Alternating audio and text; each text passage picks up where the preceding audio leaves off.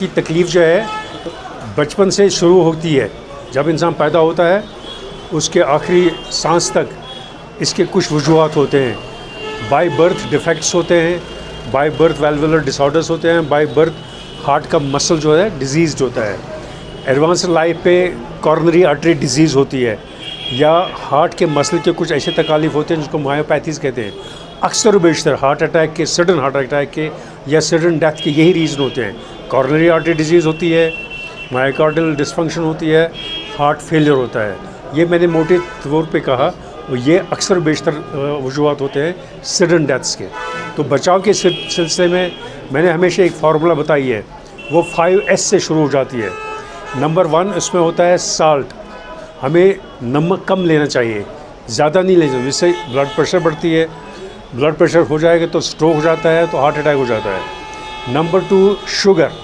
हम जितना ज़्यादा शुगर लेंगे उतना डायबिटीज़ के चांसेस बढ़ जाते हैं। जितना डायबिटीज़ के चांसेस बढ़ जाते हैं उतना हार्ट अटैक के, स्ट्रोक के, किडनी फेलियर के, लिवर फेलियर के चांसेस बढ़ जाते हैं। Number 3 smoke.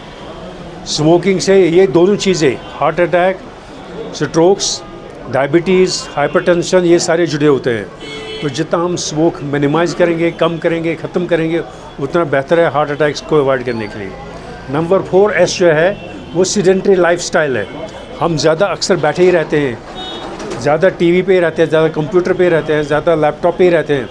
हमें फ़िज़िकल एक्टिविटीज़ की काफ़ी ज़रूरत है। हम जितना खाएंगे हमें उस चीज़ को बर्न करना चाहिए, नहीं तो ये फ़ैट की सूरत में डिपॉजिट होता रहता है। तो सीडेंटरी लाइफस्टाइल एक बहुत बड़ा रीज़न है हार्ट अटैक का, स्ट्रोक्स का, किडनी फेलियर का, लिवर फेलियर का। लास्ट S जो 5th S मैं कहता हूँ वो है स्ट्रेस। स्ट्रेस से आज हम सबको ऐसे झंझोड़ा हुआ है, वो चाहे बच्चा हो, बड़ा हो, बुज़ुर्ग हो। एक बच्चे को स्कूल गोइंग एज पे भी स्ट्रेस होता है, कॉलेज गोइंग एज पे स्ट्रेस होता है, एग्ज़ाम से लेके कैरियर तक। और एक जो शख्स घर में कमाने के लेवल पे होता है उसको बहुत सारे स्ट्रेसेस होते हैं। ये बच्चा जब बड़ा हो जाता है, इसकी शादी हो जाती है, इसकी फैमिली बन जाती है, और इसके जो बुज़ुर्ग वालिदैन होते हैं उनकी रिस्पॉन्सिबिलिटी होती है, और उन बुज़ुर्ग वालिदैन को अपने स्ट्रेसेस होते हैं, उनमें तकालीफ होती है। एज के साथ साथ एजिंग का एक बड़ा प्रोसेस है। तो ये सारी चीज़ें हैं स्ट्रेस को लीड करती हैं, और स्ट्रेस भी बहुत बड़ा रीज़न है हार्ट अटैक्स का, स्ट्रोक्स का, डायबिटीज़ का, एक ही जगह पे घुटनों में दर्द होने का, जोड़ों में दर्द होने का। ये सारी चीज़ें ऐड करती हैं हमारी ज़िंदगी को अनकम्फर्टेबल बनाने में।